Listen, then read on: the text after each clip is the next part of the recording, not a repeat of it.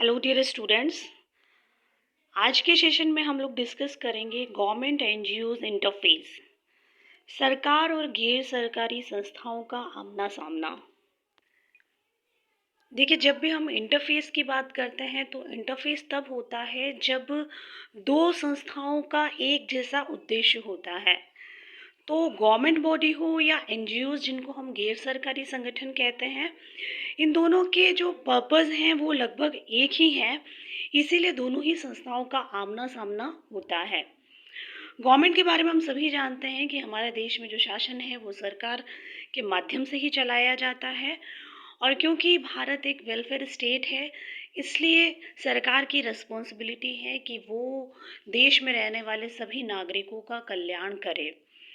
वहीं एनजीओ जो है वो कुछ ही समय से हमारे देश में एनजीओज का उद्भव हुआ है, जिनको हम गैर सरकारी संगठन कहते हैं। और इन संगठनों को बनाने के पीछे कुछ ऐसे लोगों की समाज सेवा की भावना थी, जो स्वैच्छिक रूप से कुछ करना चाहते थे समाज के लिए, देश के निर्बल और कमज़ोर वर्ग को ऊपर उठाने के लिए। और ये लोग जो है वो धीरे धीरे जो है वो कुछ संगठनों के माध्यम से जो है वो सेवा का कार्य करने लगे। और जब समाज सेवा के लिए स्वैच्छिक संगठनों की स्थापना हुई तो इनको हम एनजीओज का नाम हमने दिया। और ये एनजीओज जो है वो सरकार ने इन एनजीओज को कुछ विशेष कानूनों के तहत पंजीकृत होने के बाद में ही समाज सेवा का काम सौंपा। क्योंकि जो समाज सेवा का जो ट्रेंड है वो काफ़ी समय से बदलता आ रहा है, और आज के समय में हम समाज सेवा या समाज कल्याण की बात करते हैं तो इस सेवा के लिए भी जो है वो फंड की आवश्यकता होती है। बिना पैसे में हम लोगों की सेवा जो है वो आर्थिक रूप से नहीं कर सकते हैं।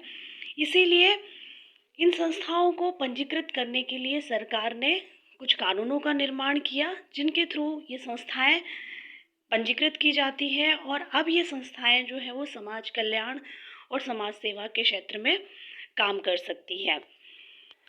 तो ये संस्थाएं जो एनजीओज हैं वो सरकार से बाहर रहकर समाज कल्याण के लिए काम करती है। यानी सरकार का काम भी सोशल वेलफेयर करना है और ये संस्थाएं भी सोशल वेलफेयर का काम करती है।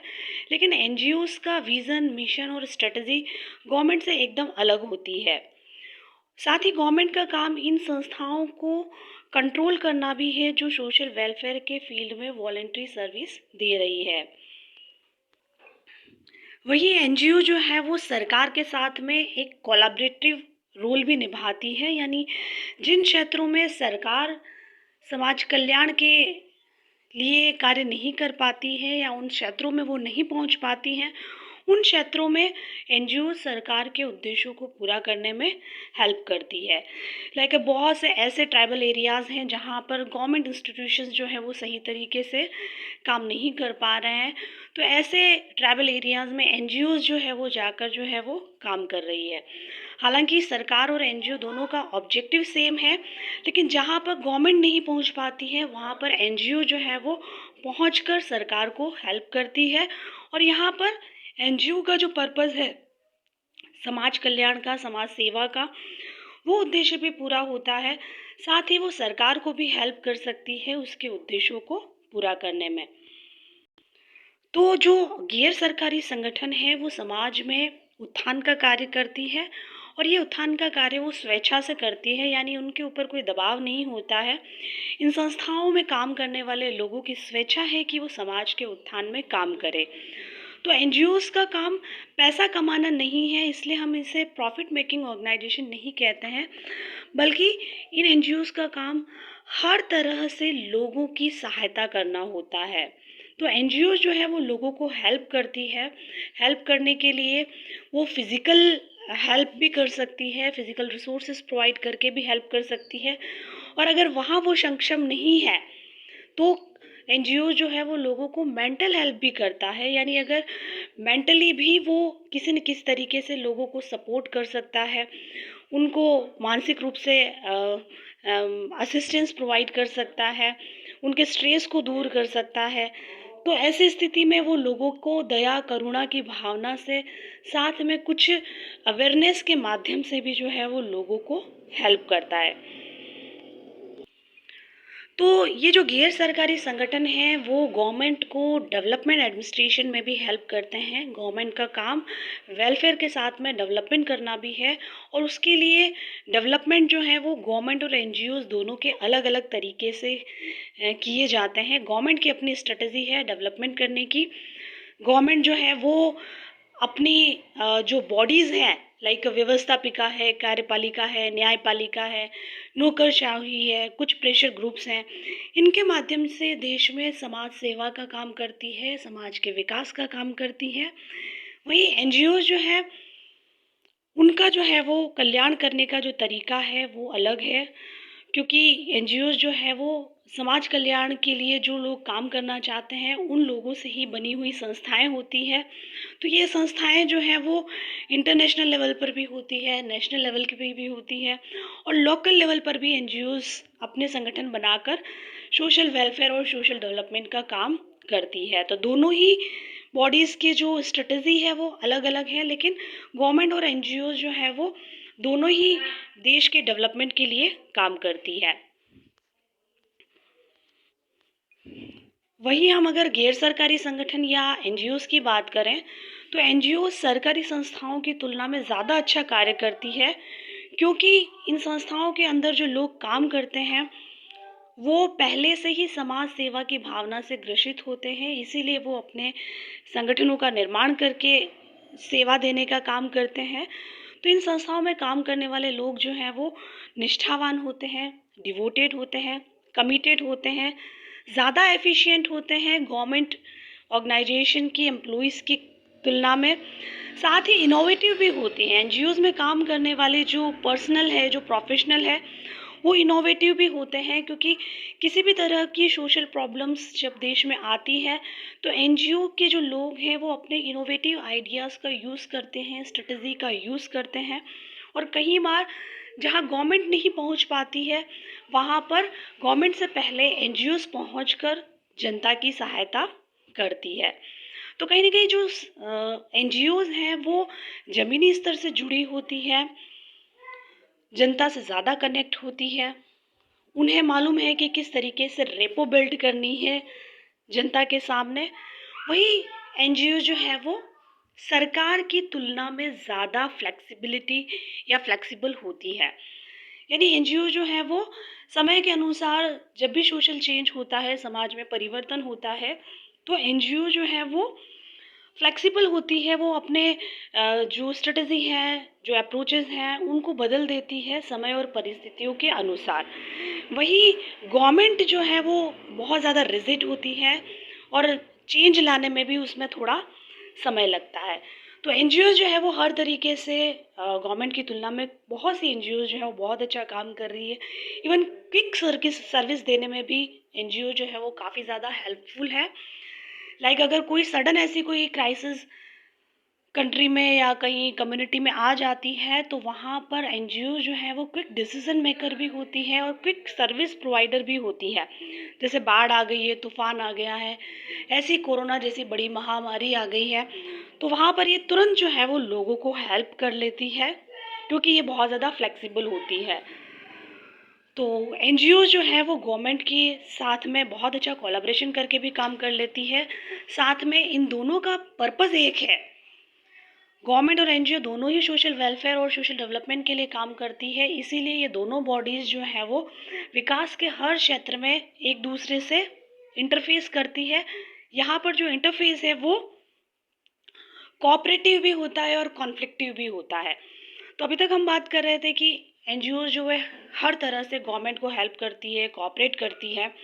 वहीं रिसेंट कुछ ईयर्स से गवर्नमेंट और एनजीओ जो हैं उनका जो रोल है या एक दूसरे को जो कोऑपरेशन कर रही थी, वहीं जो है वो कुछ कॉन्फ्लिक्ट भी क्रिएट होने लगा है इस इंटरफेस के दौरान। अब कॉन्फ्लिक्ट कैसे क्रिएट होने लगा है उस पे हम लोग बात करते हैं।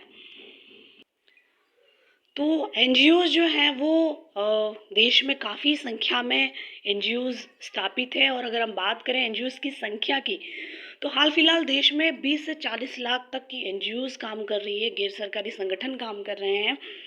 और ये एनजीओज़ देश में इसलिए स्थापित हुई है क्योंकि हमारे देश में हर नागरिक को फंडामेंटल राइट है कि वो किसी भी संस्था के साथ में जुड़ सकता है, काम कर सकता है, और काम करने के लिए वो संस्थाओं को स्थापित भी कर सकता है। इसीलिए एनजीओज़ भी काफ़ी ज़्यादा संख्या में हमारे देश में स्थापित हो चुकी है, जिनकी संख्या लाखों में है। और इन सारी संस्थाओं के जो पर्पस है वो अलग अलग है, लेकिन सभी जो है वो सोशल वेलफेयर या सोशल डेवलपमेंट का काम करती है। लेकिन पिछले कुछ समय से सरकार की नज़र जो है इन एनजीओज़ के ऊपर कुछ टेढ़ी है, यानी क्योंकि दोनों के पर्पस सेम है, दोनों एक दूसरे को सपोर्ट कर रहे हैं। लेकिन अब जो है वो सपोर्ट करने के दौरान दोनों में कंपटीशन भी बढ़ चुका है, क्योंकि पर्पस दोनों के एक होने के कारण जहाँ एनजीओज़ बहुत अच्छी तरीके से काम करके दिखाती है, तो वहाँ सरकार को लगता है कि हम भी सोशल वेलफेयर के लिए काम कर रहे हैं, लेकिन जनता में हमारी इमेज जो है वो कहीं ना कहीं एनजीओज़ की कंपैरिजन में छोटी होती जा रही है, क्योंकि ये ज़्यादा अच्छा काम कर रहे हैं। वही एनजीओज़ का भी इनके साथ में यही कम्पिटिटिव रुख है। एनजीओज़ का मानना है कि सरकार ज़्यादा अच्छा काम करके दिखाएगी तो हमारा इमेज जो है वो कम हो सकता है। तो सरकार ने पिछले कुछ समय में लगभग देश के 13,445 एनजीओज़ के जो लाइसेंस थे उनको रद्द कर दिए, ख़त्म कर दिए। और इन एनजीओज़ के लाइसेंस ख़त्म करने का कारण ये था कि ये एनजीओज़ जो है वो एफसीआरए का उल्लंघन कर रहे थे। एफसीआरए का आशय फॉरेन कंट्रीब्यूशन रेगुलेशन एक्ट जो हमारे देश में बना हुआ है, क्योंकि हम पहले भी बात कर चुके हैं कि एनजीओ जो हैं वो नेशनल या इंटरनेशनल लेवल पर जब काम करती है तो इन एनजीओज़ को भी काम करने के लिए फाइनेंशियल रिसोर्स की आवश्यकता होती है। और यहाँ पर फाइनेंशियल रिसोर्स जो है वो इन एनजीओज़ को डोनर एजेंसीज़ के थ्रू मिलती हैं। और हमारे देश में ऐसे बहुत से एनजीओज़ हैं जिनको डोनेशन जो है वो फॉरेन कंट्रीब्यूशन के थ्रू मिल रहा है। तो फॉरेन कंट्रीब्यूशन के थ्रू जब एनजीओज़ को फंड मिलता है और वो काम करती है तो उसके लिए उनको एफसीआरए करवाना पड़ता है। उसके तहत अपनी संस्था को पंजीकृत करवाना होता है, तो वो फॉरेन से फंड लेकर जो है वो काम कर सकती है। लेकिन पिछले कुछ समय में एनजीओज़ ने अभी कुछ ताज़ा केस हाल ही में 4,470 एनजीओज़ के लाइसेंस जो है वो रद्द कर दिए थे, क्योंकि वो एफसीआरए का उल्लंघन कर रहे थे, जिसके कारण इन एनजीओज़ की फॉरेन फंडिंग जो है वो बंद हो गई थी। और गवर्नमेंट ने बहुत से ऐसे फॉरेन जो ऑर्गेनाइजेशंस थे लाइक फोर्ड फाउंडेशंस और कुछ फॉरेन की और भी इंस्टीट्यूशंस थे, उनको भी ऑर्डर दिए थे कि वो कुछ संस्थाएं जो हमारे देश में बनी हुई है जिनको फ्रॉड कर घोषित कर दिया गया है उनको फंड नहीं दे। तो जो एनजीओज़ हैं जिनको फंड मिलने का एक बहुत बड़ा माध्यम था फॉरेन कंट्रीब्यूशन, वो भी पिछले कुछ समय से कुछ एनजीओज़ को नहीं मिल पा रहा है। और उसका कारण ये था कि एफसीआरए के तहत जो लाइसेंस मिलने थे या मिले हुए थे वे जो हैं वो रद्द कर दिए गए। तो जो एफसीआरए एक्ट था उसमें 2010 में सेक्शन 18 में कुछ अमेंडमेंट किया गया और ये कहा गया कि और उस एक्ट को 5 साल के लिए और भी एक्सटेंड किया गया और ये कहा गया कि हर संस्था को सालाना अगर वो फॉरेन की तरफ से फंड लेती है और कार्य करती है तो उनको ईयरली रिटर्न जो है वो गवर्नमेंट को फाइल करनी होगी। उस रिटर्न में वो गवर्नमेंट को ये बताएंगे कि जो फंड मिला है उसका यूटिलाइजेशन कैसे किया है, कहाँ खर्च किया है, किस तरह से खर्च किया है, उसका पूरा जो हिसाब किताब है वो रिटर्न के माध्यम से गवर्नमेंट को देना होगा। लेकिन जो एनजीओज़ की संख्या बताई है उतने सारे एनजीओज़ ने जो है वो सालाना रिटर्न जो है वो फाइल नहीं करी और टाइम से जो है वो गवर्नमेंट को पूरा ही जो हिसाब किताब फॉरेन फंडिंग का था वो नहीं दे पाई। एनजीओ ने कानून का उल्लंघन किया जिसके कारण एनजीओज़ की जो फॉरेन फंडिंग थी उसको गवर्नमेंट ने रद्द कर दिया, लाइसेंस ख़त्म कर दिए।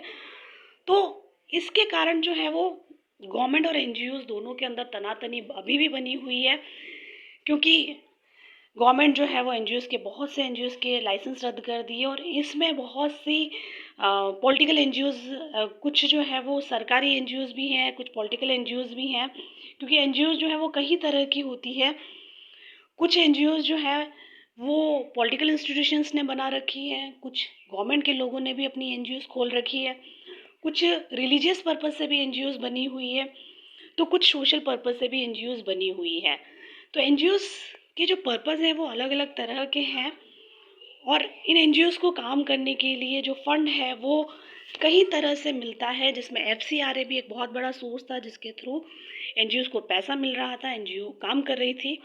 इसके अलावा कुछ गवर्नमेंट बॉडीज़ भी थी जिसके थ्रू जो है वो एनजीओज़ को फंडिंग मिल रहा था। कुछ ऐसी मिनिस्ट्रीज़ थी like social welfare ministry, ministry of home affair, ministry of tribal affair, central social welfare board आदि इंस्टीट्यूशंस जो गवर्नमेंट के थे, ये एनजीओज़ को काफ़ी हद तक हेल्प कर रहे थे ताकि वो अपनी सोशल वेलफेयर एक्टिविटीज़ को कंटिन्यू कर पाए।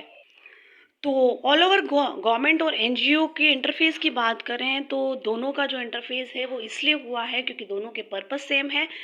शुरू में दोनों ही एक दूसरे को कोऑपरेट कर रहे थे, एक दूसरे के पर्पस को हेल्प करने में कोऑपरेट कर रहे थे, लेकिन धीरे धीरे जो है दोनों के जो इंटरफेस है वो कम्पिटिटिव होता गया, कोलैबोरेटिव के बाद में कम्पिटिटिव होता गया, देन कॉन्फ्लिक्टिव होता गया, क्योंकि बहुत से ऐसे इश्यूज थे जिसमें गवर्नमेंट जो है वो सोचती थी कि हमारा इशू है इसमें एनजीओ क्यों टांग अड़ा है, क्योंकि एनजीओ जो है वो स्वतंत्र संस्थाएं हैं और इस कारण वो देश के किसी भी इशू के ऊपर आवाज़ उठा सकती है, प्रेशर बना सकती है और इवन गवर्नमेंट के खिलाफ भी आवाज़ उठा सकती है। और बहुत से ऐसे कानून एनजीओज़ के माध्यम से लाए गए जिसने कहीं ना कहीं गवर्नमेंट के ऊपर एक प्रेशर क्रिएट किया, लाइक पैसा एक्ट है और राइट टू इन्फॉर्मेशन एक्ट है, जिसके तहत जो है वो कोई भी व्यक्ति जो है वो गवर्नमेंट के किसी भी ऑफिशियल से रिपोर्ट जो है वो मांग सकता है आरटीआई फाइल करके।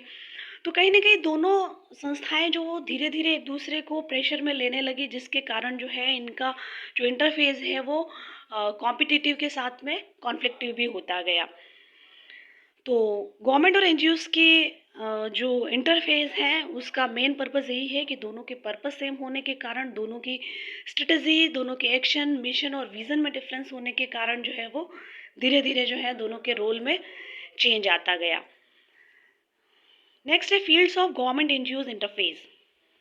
गवर्नमेंट और एनजीओज़ का जब आमना सामना होता है तो इन दोनों के फील्ड्स कौन कौन से हैं, ऐसे कौन कौन से फील्ड्स हैं जहाँ पर दोनों का आमना सामना हो रहा है।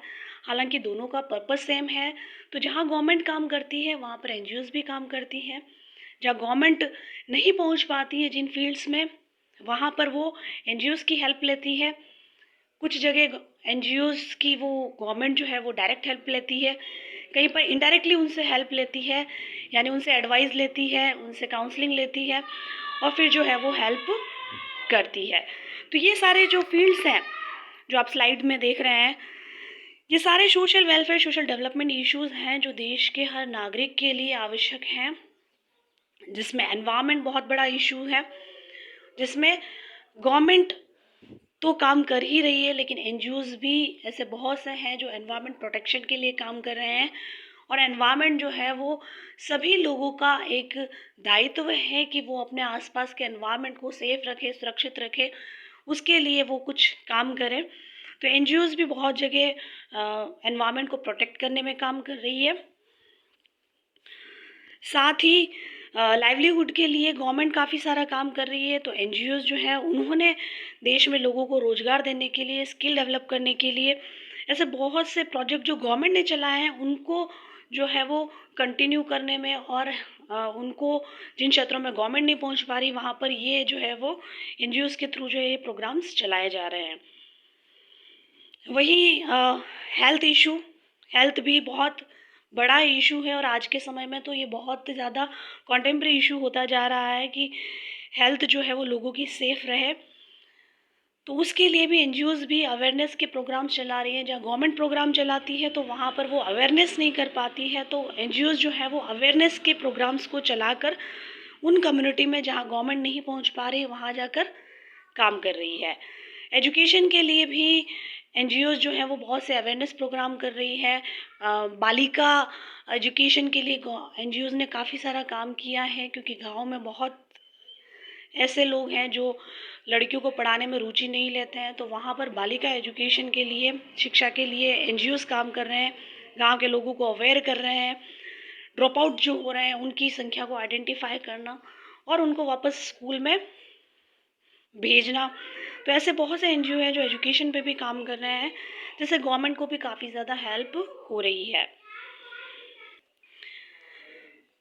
वहीं रूरल डेवलपमेंट और ट्राइबल डेवलपमेंट भी ऐसे इश्यूज़ हैं जिसमें गवर्नमेंट अपनी इंस्टीट्यूशन के माध्यम से काम कर रही है। गांव के विकास के लिए बहुत सी योजनाएं जो हैं वो गाँव सरकार ने चलाई है, लेकिन इन सारी प्रोग्राम्स के अंदर भी एनजीओ जो है वो उनको बेहतर इम्प्लीमेंट करने में काफ़ी ज़्यादा हेल्प कर रही है।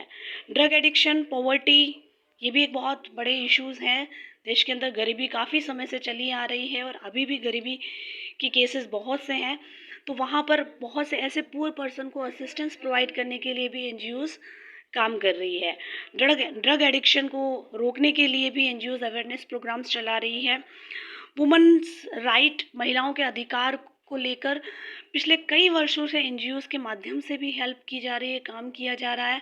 जब महिला हिंसा बढ़ जाती है, देश में रेप की घटनाएं बढ़ती है, तब एनजीओज़ जो है वो एक प्रेशर ग्रुप के रूप में सोशल एक्शन करता है और गवर्नमेंट को कानून बनाने के लिए भी मजबूर करता है। वही एचआईवी एड्स भी एक बहुत बड़ा इशू है, हेल्थ इशू है। इसको लेकर भी एनजीओज़ जो है वो काउंसलिंग का काम कर रही है, डायरेक्ट हेल्प करने का काम कर रही है। अवेयरनेस प्रोग्राम्स एचआईवी एड्स को लेकर बहुत से एनजीओज़ ने चलाए हैं।